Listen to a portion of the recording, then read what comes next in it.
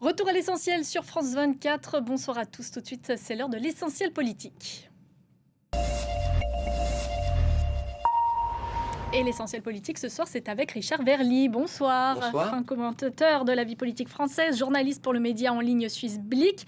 Dans un instant, je vous ferai commenter le dernier sondage d'Opinionway publié dans le journal du dimanche. Le Rassemblement national reste largement en tête du premier tour, mais c'est derrière que ça devient intéressant. Les équilibres bougent. Emmanuel Macron, lui, sera au centre du jeu diplomatique à partir de ce lundi. La France accueille le sommet du G7. Nous verrons ce qui peut ressortir de ce grand rendez-vous diplomatique.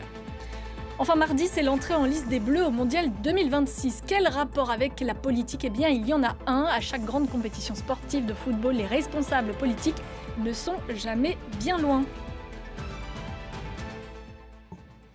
On commence donc avec les chiffres des derniers sondages, celui d'Opinionway publié ce week-end par le journal du dimanche. À moins d'un an maintenant de l'échéance présidentielle, le candidat du Rassemblement national est toujours donné en tête du premier tour, quel qu'il soit, devant Édouard Philippe pour le bloc central, crédité de 19%. À gauche, Jean-Luc Mélenchon et Raphaël Glucksmann sont donnés au coude à coude autour de 13 ou 16%.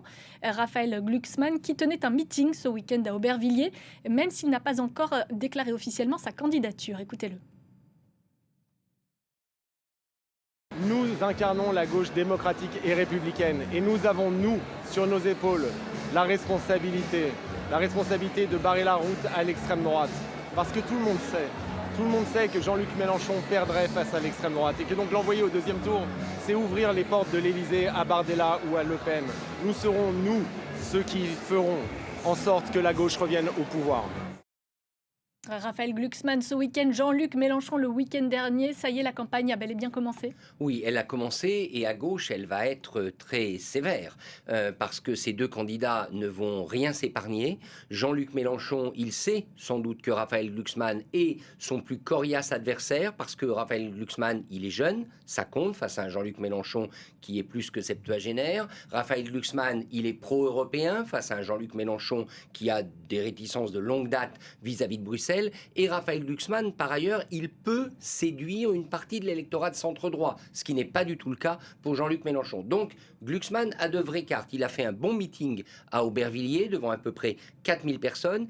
Ce qui est, je dirais, difficile à comprendre, c'est pourquoi il ne se lance pas maintenant dans la campagne. Il se donne 3 mois pour décider, et c'est là où peut-être il y a un doute. Est-ce qu'il en a vraiment envie ? Vous savez que c'est le titre de son livre. Il a appelé son livre « Nous avons encore envie », mais de sa part, on se pose quelquefois la question, en réalité, ce qu'il voudrait, c'est que tous les autres candidats qui sont sur la ligne de départ pour la gauche social-démocrate se désistent en sa faveur. C'est ce qu'il attend, c'est les sondages qui décideront, mais là, c'est la force de Mélenchon, parce que Mélenchon, lui, il est déjà dans la course, il a son équipe resserrée autour de lui, et comme on le sait, il est un redoutable candidat, donc peut-être faudrait-il que Raphaël Glucksmann aille un peu plus vite que prévu. Édouard Philippe, lui, il en a envie. Il fera son entrée en campagne avec un premier grand meeting le 5 juillet prochain. Selon Opinionway, il est à ce stade le mieux placé aujourd'hui face au RN. Oui, ce qui est frappant du côté d'Édouard Philippe, dont on connaît le silence, même s'il a donné un entretien, je crois, aujourd'hui aux Parisiens, c'est qu'il est crédité de cette image, je ne sais pas si on peut dire d'homme d'État, mais de personnalité capable de diriger le pays.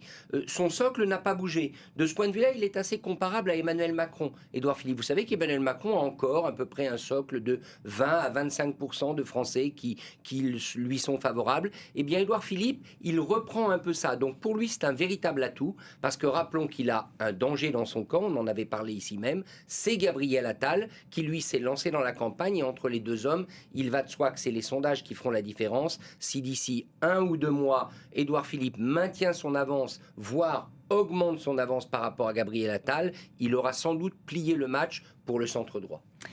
Emmanuel Macron lui accueille à partir de ce lundi les dirigeants des grandes puissances du G7 à Évian, en Haute-Savoie. Il sera avant ça l'invité du journal de 13h de TF1. À moins d'un an de son départ de l'Élysée, le chef de l'État se retrouve au centre du jeu diplomatique. Il a aussi prévu de recevoir Donald Trump à dîner mercredi au château de Versailles. Est-ce que le président français, Richard, a une carte à jouer durant ce G7 ? Est-ce qu'il reste encore un peu d'influence à la France ? C'est son pari. Ce G7 est très largement son dernier grand geste diplomatique. D'abord, il n'était pas sûr que Donald Trump vienne. Je rappelle que l'année dernière au Canada, à Kanasnakis, Donald Trump avait fait une apparition éclair. Là, il semble qu'il sera là. Il sera peut-être même là là avec le fameux accord avec l'Iran. Bon, l'accord semble être repoussé ou n'est peut-être plus d'actualité en raison des frappes israéliennes. Mais ce qui est certain, c'est que le président français va chercher à être la locomotive européenne. Et notamment sur 2 sujets qui sont les sujets cruciaux. D'une part, le détroit d'Ormuz, parce que s'il y a un accord entre Iran et les États-Unis, eh bien les Européens pourront mettre en œuvre leur opération de sécurisation maritime du détroit d'Ormuz. C'est une opération qui est prête et dans laquelle Emmanuel Macron a joué un rôle majeur avec le Premier ministre britannique Keir Starmer. Deuxième sujet, c'est l'Ukraine, Volodymyr Zelensky. Les Européens maintenant ont véritablement remplacé les États-Unis dans le rôle de principal soutien à Zelensky, mais néanmoins, il faut que ça soit dans la durée, il faut que ça continue et il n'est pas pensable que les États-Unis se retirent. Donc Emmanuel Macron, sur ces 2 fronts, va être celui qui, en quelque sorte, doit maîtriser l'animal Donald Trump. Un Donald Trump qui arrivera de son anniversaire en direct, de son combat de MMA sur la pelouse de la Maison-Blanche. Et donc, est-ce que Donald Trump va jouer, au fond, une partie chorégraphiée avec Emmanuel Macron, ou est-ce que les 2 hommes, peut-être, vont se retrouver face à face? Pour moi, c'est ça le principal suspense de ce G7. Autre suspense, qui sera le vainqueur de la Coupe du Monde de football? Elle a commencé jeudi dernier au Mexique et comme souvent lors de ce genre d'événement, les politiques ne sont jamais bien loin. Au début du mois, Emmanuel Macron a déjeuné avec les Bleus à Clairefontaine avant leur départ pour le Mondial. Jean-Luc Mélenchon, lui, a carrément commercialisé, on va le voir, un maillot des Bleus floqué Mélenchon 27. Finalement, Richard, c'est devenu une habitude depuis le sacre de 98 que les politiques s'emparent du sujet foot et surfent sur l'engouement qu'il suscite. Oui, c'est tellement, je dirais, politique, le mondial et l'équipe de France, que même Kylian Mbappé a dû, en plaisantant, démentir le fait qu'il serait candidat à la présidence de la République. Bien évidemment, c'est une plaisanterie. Mais je crois que oui, et c'est assez logique. On peut se moquer des politiques et on peut leur reprocher de surfer sur la vague. Mais c'est un rendez-vous populaire, le foot. Ce qui va se passer au mondial va susciter d'énormes espoirs ou d'énormes regrets et beaucoup de larmes dans la population française si les Bleus étaient éliminés de manière prématurée. Donc il est assez logique que les politiques soient présents. Après, la grande difficulté, c'est que comment vous vous positionnez. Au moins, Jean-Luc Mélenchon, c'est clair. Il y a une forme d'ironie à faire ce maillot. Emmanuel Macron, de toute manière, on sait qu'il ne se représente pas. Reste maintenant les autres candidats. On parlait de Raphaël Glucksmann, par exemple. Je n'ai pas souvenir de déclaration de Raphaël Glucksmann sur le foot. Ce serait intéressant. Peut-être va-t-il en faire. Édouard Philippe est un amateur de boxe, pas de football. Qu'est-ce qu'il va faire? Gabriel Attal. Bref, ce serait intéressant de les passer au crible. On pourrait peut-être leur faire passer un petit test d'abord. Savent-ils vraiment qui sont les joueurs? La stratégie? Parce que c'est facile de vouloir surfer sur une vague, mais là, en l'occurrence, c'est du football. Vous savez, on dit toujours que les Français sont tous sélectionneurs de l'équipe de France. Et un peu tout le monde est Didier Deschamps. Au fond, les politiques se verraient bien aussi comme Didier Deschamps. En 1998, c'est Jacques Chirac qui avait surfé sur la vague black, blanc, beurre et toute cette unité qu'il y avait eu autour de cette victoire de la France à la Coupe du Monde.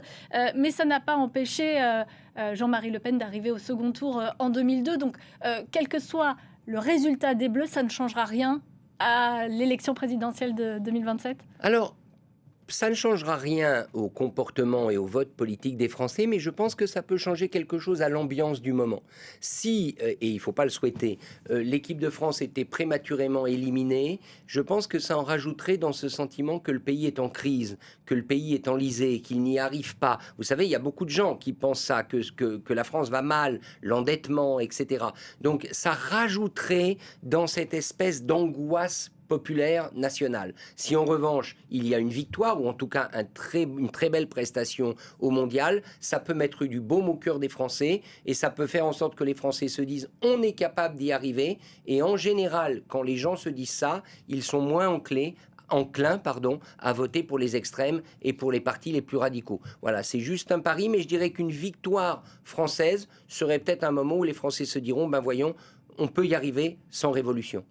Merci beaucoup Richard d'être intervenu dans l'essentiel politique et on vous laisse rejoindre Evian demain. Vous allez suivre demain midi.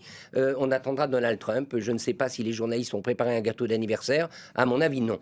Vous non, en tous les cas, manifestement. Merci beaucoup d'être venu rester avec nous dans quelques instants. C'est Fatima Tawane qui prend le relais pour le Journal de l'Afrique.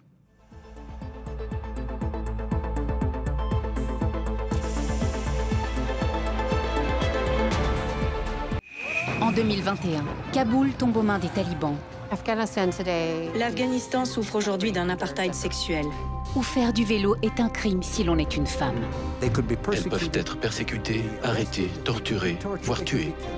Tous nos rêves de femmes et notre avenir ont été anéantis. Une course contre la montre commence. Sauver l'équipe féminine de cyclisme. On a reconstruit un réseau d'exfiltration. C'était une opération très secrète. Toutes les frontières de l'Afghanistan étaient fermées. Comment obtenir des passeports pour ces personnes qui veulent quitter leur pays? Les talibans ont littéralement braqué leurs armes sur les filles. On était paniqués, effrayés. S'ils découvraient qu'on était des athlètes cyclistes, c'était fini.